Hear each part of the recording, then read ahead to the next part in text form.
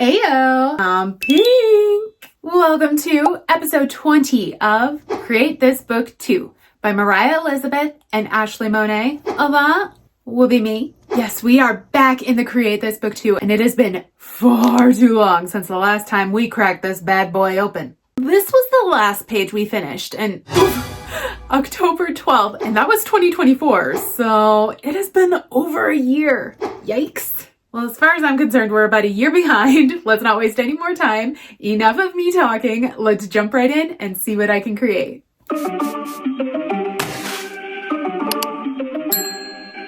All right, first prompt of the week. Create a series. Display a series here, real or fantasy. So for this prompt, I need you guys to take a journey with me back in time, all the way to June of 2024. I made a video where I drew things that my subscribers suggested. And well, there's a part I want to play back for you guys. Modern versions of Disney villains with tattoos. I love this idea so much, but honestly, that is something that is like a series, so I will someday. That's a promise. I love that one. Well, there you have it. I promised, and it only took over a year and a half for me to deliver. We're going to start with my personal favorite Disney villain, Hades from Hercules. Now, he's going to have a few changes made. I'm not just slapping tattoos on Disney villains, I'm making them modern too. So I'm going to keep the line work pretty much the same for his face, but I can start by adding some piercings. I'm vibing with the eyebrow and the labrae for him. In my head, for this series to be cohesive, all of the villains need to look human, which means no more flaming hair, unfortunately, for Hades. But still, the fact that he's going to have a bit of an alt look with tattoos and piercings, that gives us some wiggle room to go for like blue spiky hair. So he'll still pretty much look like himself. He also needs more modern attire. So we're just going to go with a standard t-shirt, but I did want to give him a necklace. How about that vial of the potion that turned Hercules mortal? Yeah, he's definitely giving me the vibe of a jewelry guy, so I'll also give him some rings and some bracelets. Oh, and his t-shirt needed a little something something, so I did the skull that was the brooch on his original little toga outfit. And now for his tattoos. I thought it would be fun to give him Jercules in that Grecian-looking font, an ode to his legendary rivalry, and also that eye that the fates bounce back and forth. But also, we can't forget that Hades is a dog dad, so I'm gonna add a tattoo of Cerberus on the other arm. And why not throw some blue flames behind it? Moving on to our color, and this is where some major changes take place. Again, he needs to look human, so being a big blue guy is kind of out of the question. I decided instead to just make him very, very pale, almost gray-toned. I stand by that decision, but it did really change his whole vibe and make him look a little less like, well, Hades. At least though, like I said, we do get to keep that electric blue hair. I obviously wanted blue to be the strongest color present in his overall look, so I took the liberty of changing certain things to fit in that blue box. Like the potion. That was normally like a pink, but instead I made it blue. Cerberus originally had red eyes, but again, I made them blue, and so on. Everything else was pretty neutral. Gotta love a villain that sticks to black for their wardrobe. Once the color was laid out, I went back through and boldened all of the lines and added a few highlights. Presto! I love modern Hades so much. Now let's move on to the next. It's Ursula from The Little Mermaid. Again, her line work stayed pretty consistent. I did make her little beauty mark into a piercing and gave her a more modern style, kind of one of those like asymmetrical pixies where it's really short on one side and longer on the other. And since she also needs more of a human makeover, she is the one getting a pair of legs, not Ariel. Now for the tattoos, the first may be controversial, but I'm tattooing Triton's name in a heart on her chest. Call me crazy, but it seems like there was a whole untapped story there. I threw some ocean waves on one arm and on the other, let's go with poor unfortunate souls. And this one is my favorite, a memorial tattoo for her two toasted eels, Flotsam and Jetsam, R.I.P. I was kind of reaching for ideas at this point, so we've got a potion bottle with some swirly magic clouds and some bubbles, and lastly, some seaweed, I don't know. With that, I could move on to the color. I also had to change her skin tone. Again, a big purple lady was just gonna be a no-no, but for some reason, the change didn't throw off her likeness nearly as much as it did with Hades. Like, what's that about? I did, however, bring her purple back in with her hair color and her makeup, so maybe that was it? I don't know. too. I also worked it into most of her tattoos, but I did branch out and add some yellow as well to match that signature gold shell necklace that she's got. And just like Hades, she's a villain that already rocks the black. I love that. Makes my job easy. Time to punch up the line work and pow! Ooh, I love it. In fact, she's got me rethinking Hades over here.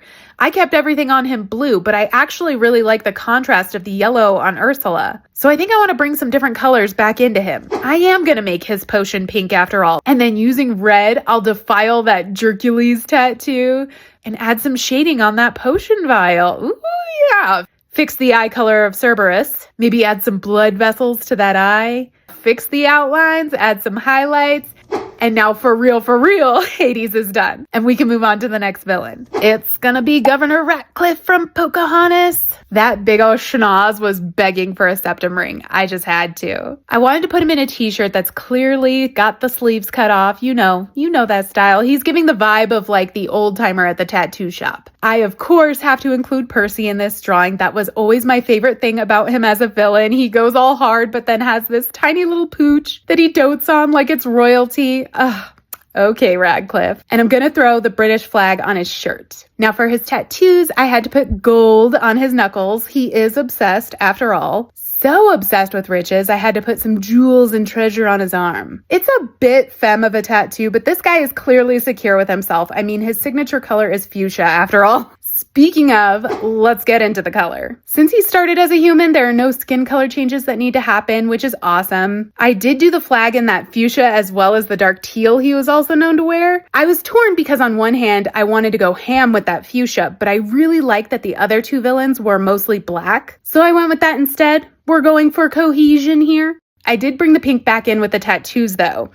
And the spike bracelet he's wearing and the spike color on Percy. Ah, sweet Percy. He is just the cutest thing about this drawing, isn't he? He has always been one of my favorite Disney animals. Okay, last minute decision. I used the fuchsia to add the word savage to his shirt, almost like it's the shirt brand. But if you know, you know. Boom. Line work looking amazing. And now we can do the last one. It just had to be Cruella de Vil of 101 Dalmatians.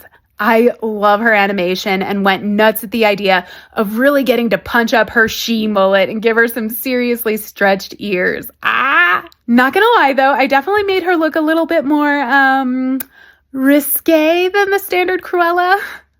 Modern Cruella enjoys a plunging neckline, cropped fur coat, and low-rise jeans. Hey, if you can pull it off, honey, more power to you, girl. I will say, I really struggled with picking tattoos for her. Cruella is fabulous, but she's kind of one-dimensional. Like, what things does she like? Fur.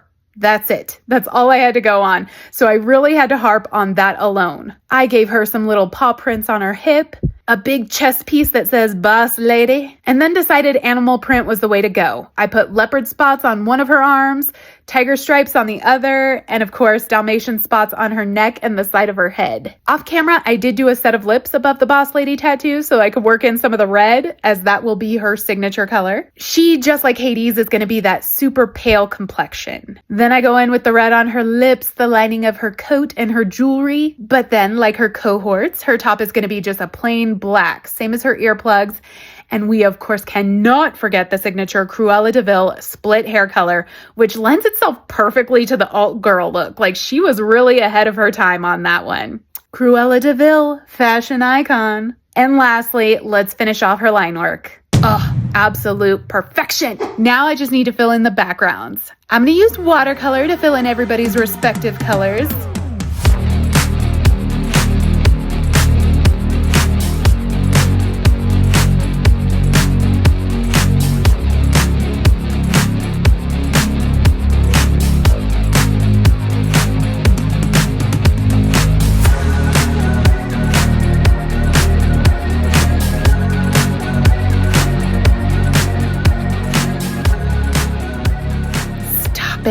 Stop it. I freaking love this page. Okay, while that dries, let's pop back into the book and just zhuzh up that prompt with a little nice gradient, going from the Hades blue to the Ursula purple to the Ratcliffe fuchsia to the Cruella red. Love it. Then we can glue in our villains. I am obsessed with this page. Like, what a great first prompt to come back to. I'm so glad I finally got this series done. I'm sorry it took so long to get around to, but which villain is your favorite out of this batch? And on to the next prompt. Create a shock. Do something unexpected by decorating this page in an uncharacteristic way. Use techniques, imagery, etc. that you don't usually use. Now, I struggled with this one. I didn't know what would truly be unexpected from me. I've done a lot on my channel. I try to be a kind of well-rounded artist. So there's been a lot that you guys have already seen. I've done realism. I've done fantasy. I've done new school cartoony. I've done impressionism. I've done some terrible landscapes. I've drawn people. I've drawn animals. I've done so much in the style swaps. We're talking anime, Tim Burton style. I've done cutesy, and of course, I've done creepy. So what does that really leave? I feel like the only thing that I purposely avoid like the plague is abstract art. It's not a fave of mine. It's not an art form I really appreciate. So while it is a valid choice for this prompt, because you guys haven't seen it before, I also want to like the pages of the book, and I know I won't like it if it's abstract. So I don't know. I decided since you all are used to seeing me take something cute and turning it into something creepy, maybe it would be surprising if I kind of turn that on its head, start with something creepy, and then try to cutify it. Let's give it a try. I settled on Voodoo Victor, my own little creepy character. This may not have been my best choice ever. First off, let's call it what it is. Victor is already kind of cute. Compared to some of the things that I've created on this channel, Victor is definitely what I'd call creepy light. Secondly, Victor is a voodoo doll. Something that in concept is just inherently creepy. How cute can you possibly make a doll that gets jabbed with needles? It's so weird. How could my character be too cute and too creepy all at the same time? Let's just say I was in turmoil over it. I did make sure to draw my original Victor as creepy as possible. I made him extra dingy and grungy with very muted colors and made sure to add those black tears that have disappeared from his design over time. No, we're reverting to the older, more creepy Victor. And now to try and make an ultra cute version of our little Victor. The changes I made to achieve maximum cuteness: I made the pins bigger and more bulbous. I guess that felt less threatening somehow. I made Victor's head huge. Big heads are automatically adorable. I also made his texture more of a fuzzy plush type as opposed to the gritty burlap. And in general, the shape of the body parts were just big and round. He chunky. I also really toned down the stitching. I eliminated his patches, and instead of these large cross stitches that Victor has, this version just has a few seams with teeny tiny wispy stitches. Now, as far as the colors went, I tried to take all of the normal Victor colors and just bump up the saturation so they were brighter and more childlike or innocent looking. Oh, also, I eliminated the button eyes and instead just went with big old beady black eyes. I figured I could make them look a little bit more, precious and glossy in that way. I struggled with the mouth. Originally, I thought the easiest way to achieve cuteness would be to give him a little smile like this, but I don't know, something about it was looking off. He was almost giving a little alien vibe here, which was not the goal, but I decided to shift focus for now. I didn't know how to make the pins cute, so I tried to make them look glittery. I don't know. It's something. And then I went in with colored pencils to really try to add that fluffy, plushy texture to the doll all over. I actually do think that really helped to make it look cuter and take it away from the alien bit. As soon as I added those cute little eye shinies, I started falling in love with it. But that mouth wasn't working for me. It had to go. I tried something totally different, which I do like a whole lot better. I do. But now it's kind of giving a blend of Oogie Boogie from Nightmare Before Christmas and Sam from Trick or Treat.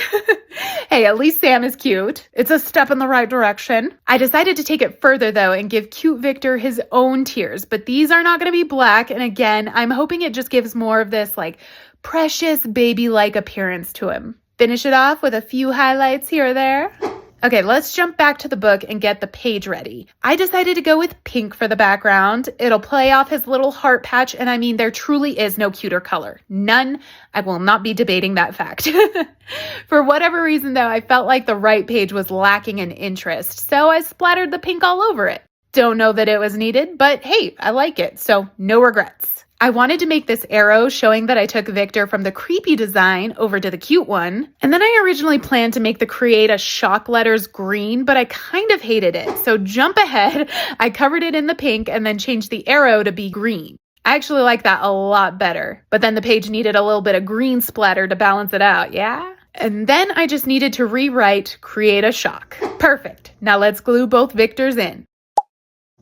This was a super fun challenge, working the opposite direction of what I'm used to. I hope it feels somewhat unexpected to all of you. I do think I definitely managed to make Victor even cuter. I just want to squish him. And that takes us to our next prompt. Create a room. Design this room by coloring the walls, filling it with furniture, and/or adding windows. And then as you can see, I've got little lines laid out for the room that we get to add to. All right, I guess this is just like the nostalgia episode because now I need to redirect you back to another video. In this one, I started off by creating this cheery yellow kind of living room situation, but I ended up hating it and ultimately just painted black over the whole thing. Someone left me this comment on the video. Now, I was totally tickled. It cracked me up. It had me dying at first. I don't want to be a one-trick pony. I don't want to just be the paint everything black girl. So I think today we are going to try it again. I'm going to recreate the cheery, cutesy, cozy yellow living room, and I'm going to commit to it. No changing, no going dark. I will say sketching this alone took me hours. I'm sure the liner is going to take a big chunk of time. Let's just skip ahead on that part. Yeah, we don't need that. That's the boring part. I am a little bummed at how this looks straight on because if I turn it slightly, you can see I really worked at connecting the pages and making them one continuous image across the spread. But with the curve of the book, when it's sitting on the table and you're looking at it straight from the top, there's a whole lot of distortion happening here. But you know, it is what it is. I might just show the page this way. But let's get started adding some color. I decided to use acrylic for this page because one, I'm working directly in the book and acrylic is one of the few materials that I can safely use without creating bleed through, but also because I have the lines of the room that were already there and I've put furniture and things over them, so they're going to need to get covered up. Acrylic will do that. I'm starting with the big window in the balcony area. I need to paint a night sky because I love the idea of turning this into a cute, cozy, high-rise apartment in the middle of the city at night. To do that, I started with a gradient of dark blues, a little lighter at the bottom where all the light is coming from the city buildings, and dark, almost black at the top. Then, of course, I promised a cheery yellow room I have to deliver, so I'm going to go ahead and make those walls yellow. And I'm going to go extra with the yellow and make this sofa and chair a mustardy yellow as well. You know, I'm envisioning that kind of sexy golden yellow velvet style sofa set. For the rug, I just wanted to keep it simple, do a very light beige. And I'm also going to use that color to kind of show the recessed design of the ceiling. Oh, I love those. They fancy. Moving on to the floors, I love the lighter kind of sandy oak to keep things really light and airy. And I'm going to tie that color in with this wall shelf as well. I am going to do a darker toned wood for the coffee table and match that to this big built-in bookshelf. And using almost the same color, lay a base for this gorgeous brick wall. Oh, and for the area around the prompt, I decided to make that look like the wood floors as well. Now, once that base layer dried, I went in with acrylic markers to create some of the details. I started with my black, adding the skyscrapers into the background outside, and then painstakingly added some color variation to the bricks on the wall. I do think that color was too light, so let's get rid of it, and then I can jump back to the skyscrapers and add all of the little lights that are just gonna set that cityscape aglow. And now I can add the mortar between all the bricks. Turns out that color that I thought was too light works out perfect for this. I have to be honest though, this prompt took me so long to complete. It's a little bit embarrassing to admit how much time I spent on it, at least given how the finished page looks in the end. Like, I don't dislike it at all, but for how long I spent, I was hoping to absolutely be head over heels, obsessed, in love with it. But in reality, I think I still could have easily spent like another 2-3 hours working on it for it to be perfect. There were just so many elements, so many details. So from here, let's just pop in a time lapse and some music and you can watch me work.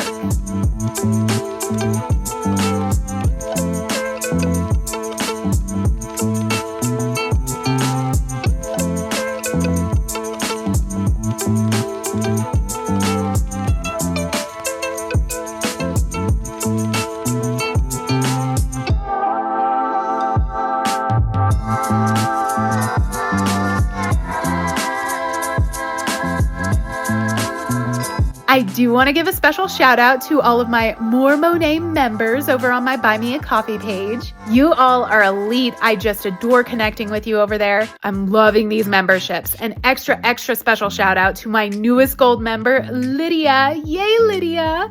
So happy to have you here with us. I hope you enjoy the extra content. And as always, the membership info will be linked in the description for any of you that might be interested in some more Monet content. I feel like this page is wrapping up here though. I do want to go over everything I can with some colored pencils to try and add some shading. Let's use a little editing magic and snap to it. Wow, what a difference. Is it even the same room? Okay, that didn't make as much of an impact as I thought, but here it is, all finished. Let me give you the proper angle here. But yeah, I would say this definitely takes that first yellow room, copies the vibe, but by and far improves upon it. This is much more what I had in mind that first time around. Is there still room for improvement? Yes, but I certainly am not even considering blacking this one out. And just like that, we've reached the final prompt of the week, create animal prints. And lucky me, I have some help on this page. Yes, totally voluntary, not at all forced help. I'm sorry, but I want a piece of my boys in this book, so we will be adding their little prints to this page. I am going to work on a separate sheet of paper though, because I have no idea if this will even work out. I'm starting with Presley, who was quite the learning experience. He was very uncooperative, and I learned that dipping the paw in paint did not create an ideal print. What even is that? Tried it again? Yeah, still no. And he was definitely getting fed up with me at this point. I tried one more time, and the third time was the charm. Don't worry about little Presley. Cody immediately got that sweet little paw all cleaned up. Next up was Freddie, and I enlisted Cody's help this time. And since the print worked better with less paint, I switched over to using a brush to kind of lightly paint the paw instead of dipping it. The first attempt looked like a little too much, but the second looked like not enough. So I just decided to move on and stick with that first one. And next up was Hendrix. Mr. Perfect was a one and done, looked pretty good on the first try. And so tiny compared to like Freddie's. Aww. And last but certainly not least was my Prince. I think I found my groove because he also only took one print to get it right. Round of applause for my little helpers, please. They were troopers. Now, full disclosure, I did go back in on these prints and just clean them up a bit for aesthetics.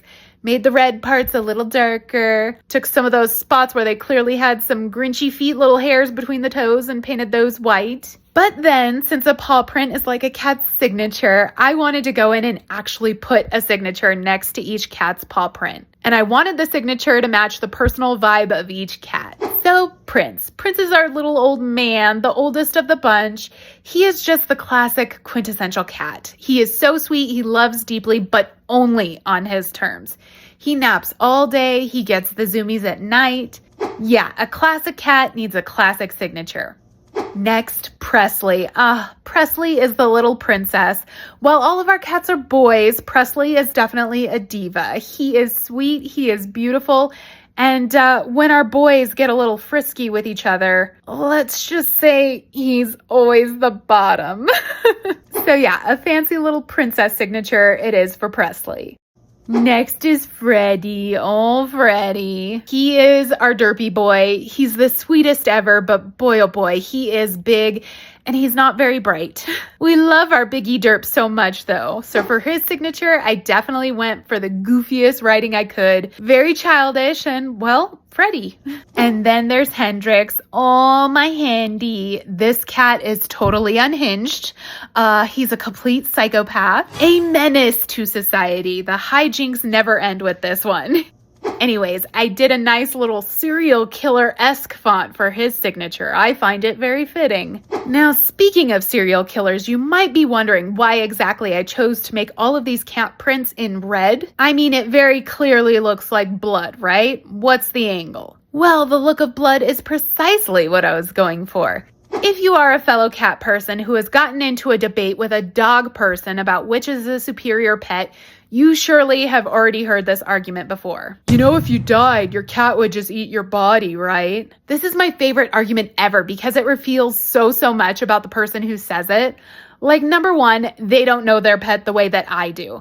Of course, I know my cats would eat me, but they clearly have a little bit of misplaced trust that their dog wouldn't do the same thing to them. Number 2, they are comfortable with the idea of their pet possibly dying alongside them. Just to prove what? Loyalty? I'm sorry, but I'm dead. So if it keeps my baby alive until they are rescued, by all means, dinner is served. Like, my cats aren't dumb enough to starve. So yeah, here I am. That's me, all dead, surrounded by a pool of blood. And I chose to draw Freddy as the one first indulging in my carcass. Everyone can tell Freddy never misses a meal. In fact, someone in my last video commented on his weight. He does not appreciate the fat shaming, thank you very much.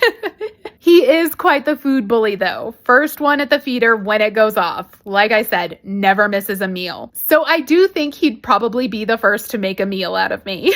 And I'm making this piece to let the world know in advance, should that ever happen, I'm perfectly fine with it. I would consider that a dignified way for me to part with this earth, okay? This page needs a stark black background, and then we can tie in the concept of those bloody paw prints. And I guess I'm so out of practice that I completely forgotten my scripting until this prompt.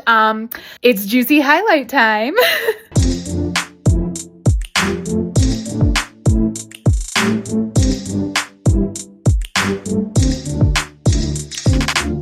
Now we can jump back to the book. I'm going to paint this page black. As it is the page I'm going to be gluing those paw prints on later. Of course, in my vision, I wanted the paw prints directly on the page, but since we had so many duds, I'm actually really glad that I did them on a separate sheet of paper, and I could save the ones that were good and place them exactly how I want. Let me zhuzh up the prompt with a little extra dripping blood, and then we can glue everything in. It's perfect. I love it. It's gruesome. And I just love that I got to incorporate my fur babies into a page for this book. Ah, so fun. And with that, we are finished for the week. Let's do our little recap.